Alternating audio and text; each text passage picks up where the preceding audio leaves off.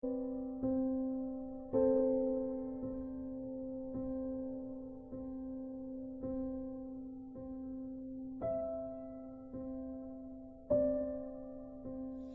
this is part one of Therese of Lisieux and my reflections on the COVID-19. Last Lent, I was giving this course on Therese, and it was interrupted by the lockdown. So I never got to finish the final part, and the people who had attended so enthusiastically never got to hear the final bit. So I hopefully get to give the whole outline this time round in a series of podcasts.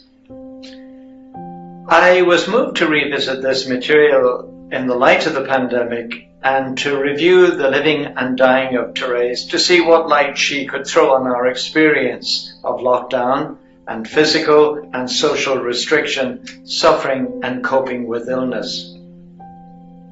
But in order to get onto that, I guess it's necessary to give an overview of her life and to situate her in history and in France, especially before she entered the strict enclosure of the Carmelite convent and lived in an unheated convent with a community of 22 other women. She came from a loving family in Normandy. Both parents worked for a living. Her father, Louis, was a watchmaker, and her mother, Zélie, was a lace maker. Both had a deep traditional Catholic faith. Both had sought to enter religious life when they were younger.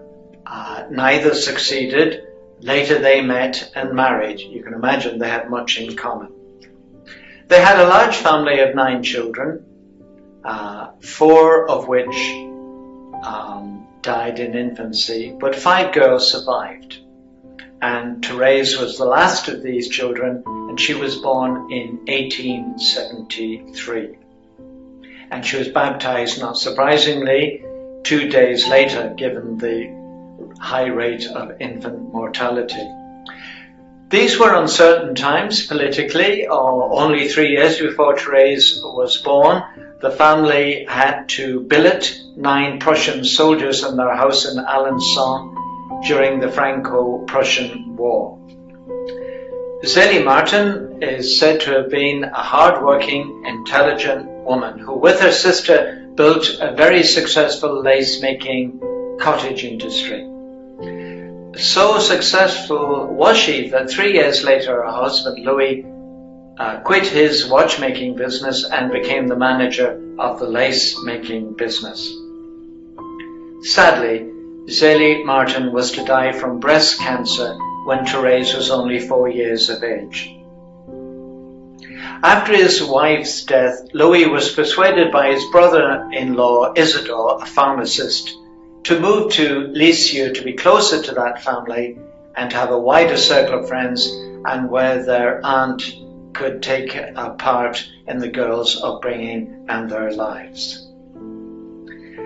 They bought a house there called Les Buissonnets, a red brick detached house, which is well worth a visit. You can visit it in Lisieux. It's a beautiful place with beautiful garden around it, and it's just full of all the memorabilia of the family, and it's like stepping back in time. Therese, in Les Buissonnets, when they had moved to Lisieux, chose her second sister Pauline as her second mother. She was also her godmother. But 5 years later, in 1882, Pauline entered the Carmelite convent in Lisieux, and in the following year, Therese became very seriously ill. Now, we know all about these years and her illness from Therese's own writing, because after she eventually entered the convent, one of her sisters persuaded her to write up her childhood memories. Eventually, this was to become part of a very famous best-selling book called The Story of a Soul. Therese speaks very honestly about this part of her life and about her childhood and about her own personality. She speaks about her spiritual journey, her desire to follow God, but also her immaturity and growing pains. a little later during this time, Mary, her second sister, her oldest sister, I should say, she also entered the convent. Therese was unhappy at the little convent school she went to, and after a while she was taught privately at home.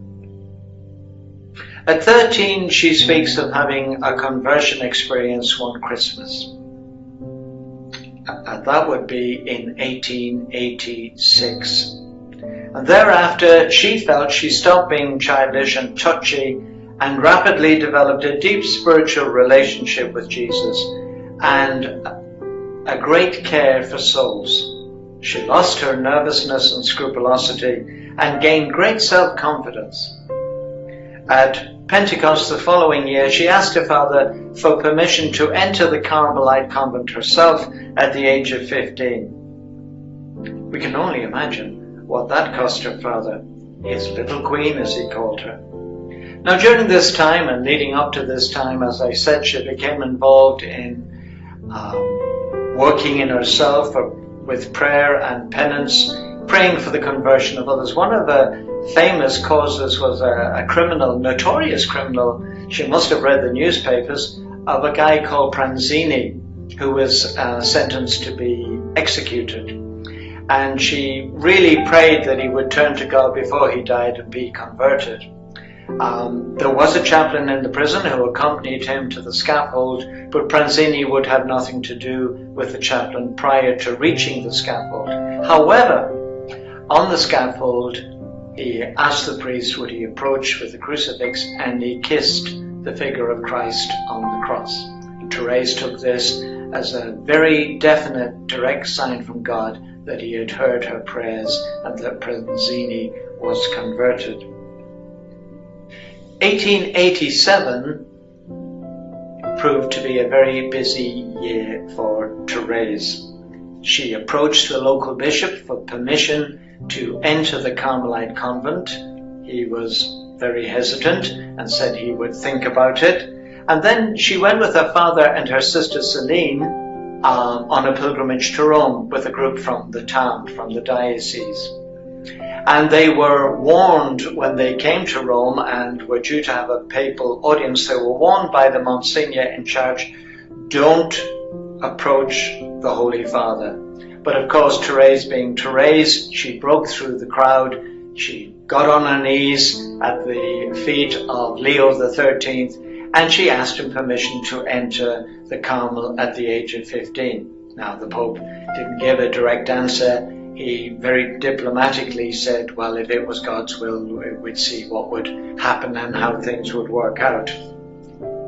So Therese had plenty of initiative and plenty of courage, and she did enter the convent in 1888. The following year, she took the habit, became a novice, and began her novitiate. 1 month later, her father had a complete nervous breakdown and was institutionalized for 3 years. We can only guess the effect on Therese and what people inside the convent and outside the convent were thinking and saying. There's a famous mystic, Adrian von Speer, a Swiss doctor, years later, remarked about this episode of Therese's life, that entering the convent, she could have become a very conceited, proud person because a confessor had told her that she'd never committed a serious sin in her life. And Adrienne von Speer, a holy woman herself, thought, wow, what a thing to tell a child. That could really turn their head. That never happened with Therese, and it's a measure of her maturity and honesty. Therese developed tremendous inner strength and focus on loving Christ and imitating him in his love and compassion for others, and in sharing his mission for souls. And she sought every opportunity to practice kindness and self-control. As a personality, she was intelligent, reflective, artistic, a born mimic, and an entertainer. She was well aware of current affairs and the hostility to the church in the government after the fall of the monarchy, this is, and a secular state was in formation. She read the newspapers, as we've discovered. Of course, those times were a slower pace of life, but Therese was comfortable with silence and having time alone, despite a genuine capacity for friendship and fun. Modern means of communication, of course, and entertainment were unknown, such as we know. But Therese was not afraid of being alone, even though, as I say, she had a genuine capacity for friendship and fun. Painting, reading, playing games came naturally to her in her family circle and with her cousins. And when you look at the photograph of Therese with her sister Celine as young girls in matching dresses and earrings, you see a confident child looking straight at the camera with a calm, measured air of containment. Thank you.